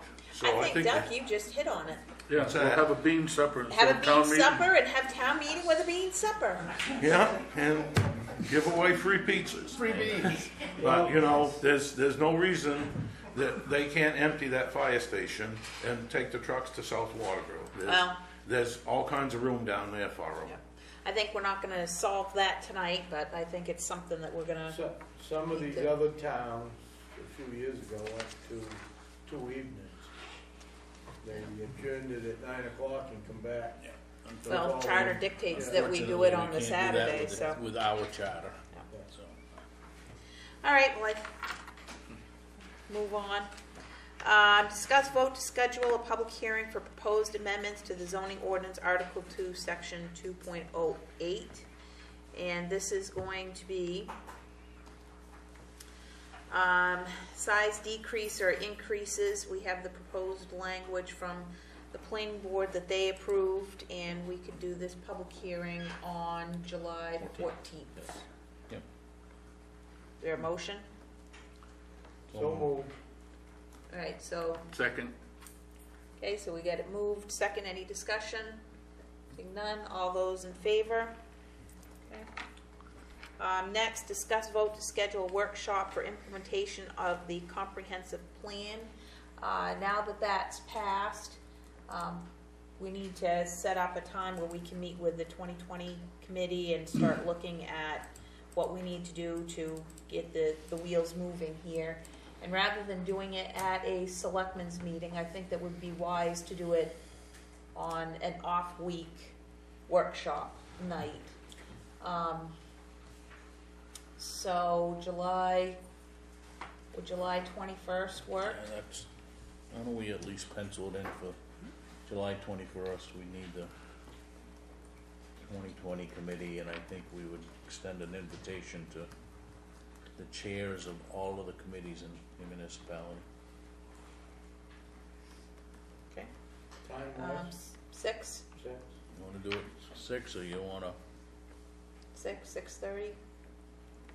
I'm Earlier. just thinking about if you got all these committees, you got quite a bunch of Yeah, so working let's people do 6:30 and limit it to, it's an hour and a half workshop, and really is just to structure and to start to tee things up, so. Weren't we also talking about, I thought for a while at the same time of having a short workshop on setting up a structure to review all the ordinances, the old ordinances. We have everybody here on that. So anyway, that's another, if you Yeah. can get through one and get, I don't think you're gonna get through this comprehensive plan one in an hour and a half and then be able to get onto ordinances. I think the comprehensive plan, it's quite extensive when you look at the 80-some odd bullets of the to-do list, so. I think that ordinance, all them ordinances, probably ought to be done on a Saturday morning, so that you've got 5 or 6 hours of laying these all out on the table. Either that or coming up with a draft so that everybody can see it, and Well, we already, picking out the ones that you think ought to be thrown away or changed. Everybody, if we had some type of a draft so that it went to the chairs of these different committees, because a lot of these ordinances came from many, many different committees. So it ain't gonna be just the Board of Selectmen that are involved with these ordinances, but the thing we've got to look at is if there's no way to enforce these ordinances, it's kinda stupid to have them. well, Gary had already sent out a list, what was it, 2 weeks ago, 3 weeks ago? Kind of like the initial list of ordinances and saying, so probably we need to get that list to Dwayne, so he's caught up there. And we had discussed, did we want to do this with committees or selectmen? And I think we said for the initial start, we wanted to start with the selectmen, going through, prioritizing, and then from there splitting up, okay, these ones need to go here, these ones need to go there. If So that's getting the- that kind of If that's the structure. case, then, we could do it in an evening. Yeah, getting that Probably structure kind of- first. Kind of take them out and lay them on the table and kind of divide them so that you know who's supposed to be. Some of them gonna be very obvious that we just gotta, we'll have to put them to a vote by the board to say that we're gonna suspend it, or, Some of these was created way back in the 60s, so, or prior to that, so. And I don't know that our staff's gonna appreciate coming in on a Saturday for 5 or 6 hours in the summer I months, think it's so. gonna take 5 or 6 hours to review all of this stuff that you've got. Gary? I think the first thing is the how are we gonna do it? Yep. That's the whole structural part of it. Then the complex part. That's the first thing, is how it's gonna be done. And then, and that can be done probably with selectmen. And then the what is, that involves all the committees. So I see an agenda item for next agenda being set workshop for ordinance review. Gary, do you have a comment?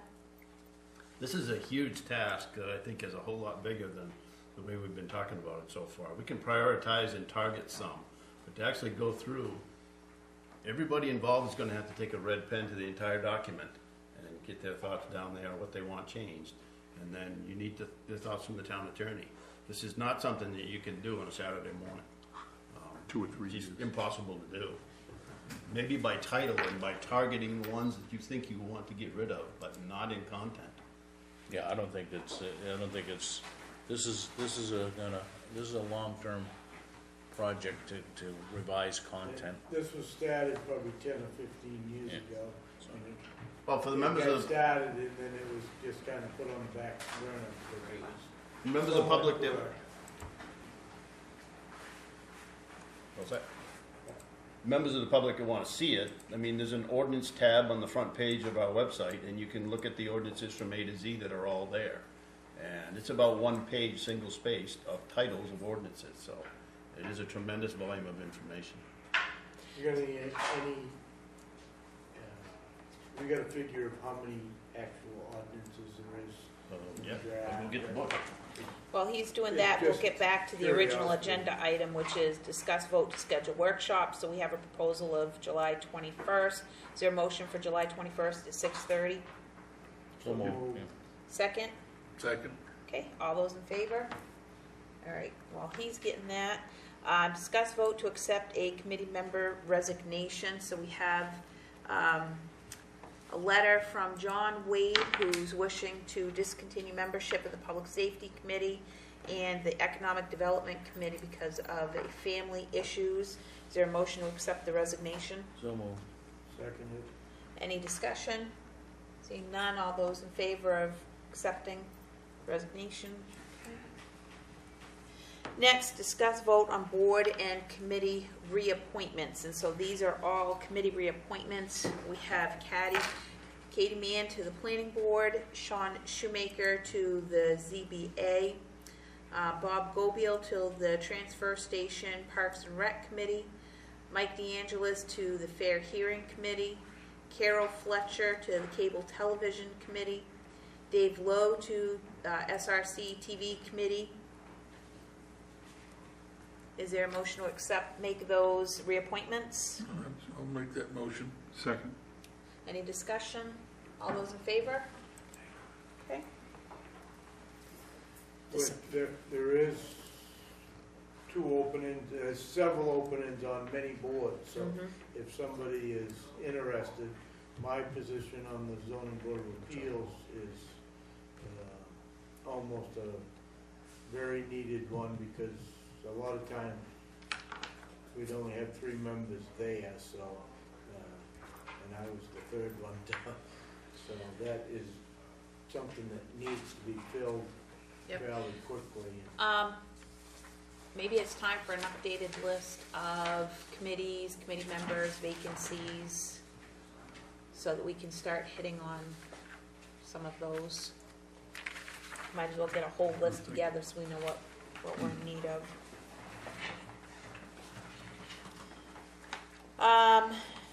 Discuss vote to appoint Glenn Charette as a code enforcement officer, building inspector, and licensed plumbing inspector. This is an annual appointment that we need to do. Is there a motion? So moved to Second. appoint. Second, any discussion? All those in favor? Okay. Did you have any other comments on the ordinance thing here? No, just, there are 43 total ordinances, and that includes the largest one, the zoning ordinance.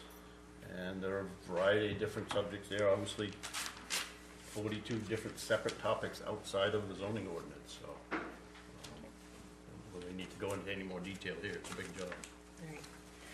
You know, a lot of this can get, again, you have a small group of people can go through this, and you can get those that don't need to be changed, and those that can be eliminated and go there first, and then take the next step. So you're kind of dealing with the how there. You can get the numbers of that down, probably cut it in a third of them. We'll schedule a workshop and get it all together. Discuss vote on Selectmen's Board and Committee Liaisons for 15-16. So we'll have a couple of changes here. Transfer Station Recycling Committee will have no more 2020 Comp Plan Committee. We'll have Planning Board, Library Trustees, Parks and Rec, Cemetery, Conservation Commission, which is a non-active committee right now. EDC, Road Review, Public Safety, Community Garden, 12 Town Group, Budget Committee, which is an elected position, Eco Maine Rep, and Southern Maine Regional Planning Rep, which is what we're attending tomorrow night. So, starting up at the top, Transfer Station Recycling Committee. Dennis and John, do you want to stay with that, or? Sure. Yeah. Kind of ties with the eco-main thing. Yep. To streamline it, I'll stay with public safety and the 6-town group meeting with the superintendent. Planning Board, Dennis, you want to stay with that? I can. Okay. Library Trustees, John, it seems like your name is in here quite a bit. You've But got, hey, Dwayne, so I was gonna say, is there anybody that wants to change boards? Or do we wanna stick with it how we are, and then Dwayne, is there some in here that you have an interest in? The only night that I cannot at this point is on a Wednesday night. I've got other commitments at this point. Okay, so, John, I'm good for where I am, but in what I've got. So I'm happy to stay with it. The problem is I have 3 meetings on Monday nights, on the same Monday night. But sometimes that works okay, because I have 20 minutes here, and on to Yep. the next one, and on to the next one. well, we've got Dwayne who doesn't have any committees, so is there some that, I guess I'd You know, ask that'd be him nice if to split there's that somebody's one. interested. That 13 town committee. 12 town, I do 12 that. town, okay. I don't mind attending that on occasion, just Yeah, to see what's going on throughout. right. And I do wanna stay as a Yeah. liaison on that board, that's, I very much enjoy that group, so, I mean, anybody can attend. Right. Christina, did you Yeah, have I'm just another committee? noticing, we've got add old home days on here. 'cause Oh, we yeah. didn't have them last year. When do they meet? They meet on Wednesdays, I believe, let me check real quick. And you were doing, I was Is doing it? that, Yeah. yeah. Zoning Board of Appeals, I think David used to go to. Yeah, he went, he had the planning board and the ZBA, I think. ZBA meets on Thursday. what, The Thursdays, ZBA when only they meets- meet? Yeah. They only need, One that I have that I'm thinking maybe with Dwayne with his knowledge of the town and stuff would be the cemetery committee. That only meets during the summertime, when that's your busiest time. That's- On the other hand, you probably know half the people are buried out there, so. You're That's suggesting an awful collusion? way of putting it. Know of them, not know them. Is there any collusion there? What night do they meet? Monday. On a Monday? It's a Monday. Okay. Once a month. he said yes, put him down. Yep. That was a yeah. John, you wanna stay with recycling committee? Yes. Okay. Yeah, we need to just boost that up. I think if we can get it going, then maybe, there's an opportunity to maybe rotate some different folks, selecting through it, but Yep. Okay, the key is there's nothing there right now, so it's gotta be kinda rebuilt, so. right. All right, so Dwayne will take on the cemetery committee. And other than that, I think we're gonna Well, kinda, let's see what happens as time goes on here. yep. All right, All of this staying the same, but. Yep. Okay. yep. And Gordon, you're gonna stay with, I think I just asked Old Home Days, right? Yes. Next, discuss plans for the town administrator's annual review. It's that time of year already. Dennis, you had kind of Yeah, organized I that have- last I year. have all of the forms and everything else, and I can get those out to everybody, and we'll do exactly what we did last year, then it's just a matter of, Okay, I don't see changing the form is generic enough so that it addressed different aspects of the position. okay. We have nothing under old business. Other, discuss vote to approve the minutes of the June 2, 2015 regular meeting. Motion to approve the minutes. So moved. Is there a second? Hi, guys. Second, Is there a second? we'll look over For a the June second. 2nd meetings? Okay. Any discussion? All those in favor? Okay. And would entertain a motion to approve the minutes of the June 13 annual town meeting. So moved. Is there a second? Second. Any discussion? All those in favor? Okay. You abstaining? Yeah. So no pending decisions, the week's action list. Madam we- Chair, if Yep. I may, didn't we put that in pending about the football field? I have it as a discussion of agenda items for next meeting. Okay, okay. I just thought Mike we were Hayes gonna- is not gonna let me forget. Huh? Mike Hayes is not No. gonna let me forget.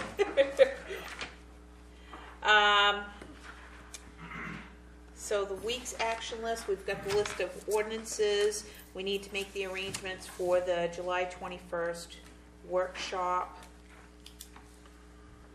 Gary? Concerning my review there, do we want the next agenda to set an executive session for that?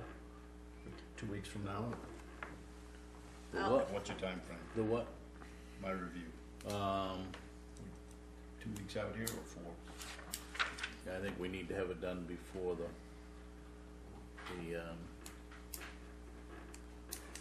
I think last year we did it by the end of July, right? Yes. Was done? I think the first meeting we met just Yeah. the board, and then Yeah. the following meeting we met. But I think that part of that was just getting through the form and everything else, so Yeah. I think what we've got, we probably could have I'm just thinking of the agenda. yeah. That's all. Executive session. Let's, if I can get everything out and everybody can get it back so we can consolidate it, then I think maybe we have an executive session to go over it and then bring Gary in part of that, so it might be, Well, there's 5 Tuesdays in June, so yeah, the 14th is 3 weeks July, from now. June, yeah. We've got an extra Tuesday. Got an extra week off. Right. Agenda items, discussion on the football fields, an update on the properties there. Set workshop for ordinance review. An executive session for town administrator's review. Anything else? On the week's action list, the hearing for the zoning ordinance? Anything else? I think we should probably change this, when we refer to this football field, it may be athletic field. Yeah. Because it wouldn't be just that. Yeah. I'll get on the property and, walk it. I know we've identified the lot that has the greatest potential that isn't wet like the other ones are. And we can go walk that. Mike can go with me, or Doug can go with me, or anybody can go with me, and we can take a walk. But Well, I would suggest you take Mike, because ultimately, Pretty sure the Parks and Rec department holds the key. yeah. Without any current funding, I don't see where this is going. But it ought to be, but the part of that discussion, I guess, has got to be of what are we doing with the current fields? And you were talking about redoing Lions Field. You know, we've got a ton of projects. So I think maybe we expand that to recreational fields, and maybe an update of where we are with the current fields and the potential of this lot up here on Townhouse Road. I think significant amount of work would have to be done to it. So, but that's, maybe we can get a topo and at least the layout of it, I don't know. They've indicated that they have a fair amount of volunteers that are willing Do they to, have big equipment? well, I don't know. Yeah, well, They think that they have access to some. okay. With the parents that they have in the Pee Wee League and relatives, they think that they will probably have access to just about everything they need. Okay. So that'll give us a sort of agenda items needing signatures are the minutes of June 2 and the minutes of June 13 annual town meeting. The reminders will scroll on TV at the close of our meeting. And with that, I would entertain a motion to adjourn. So move. Second. All those in favor? Thank you and good night. 8:08.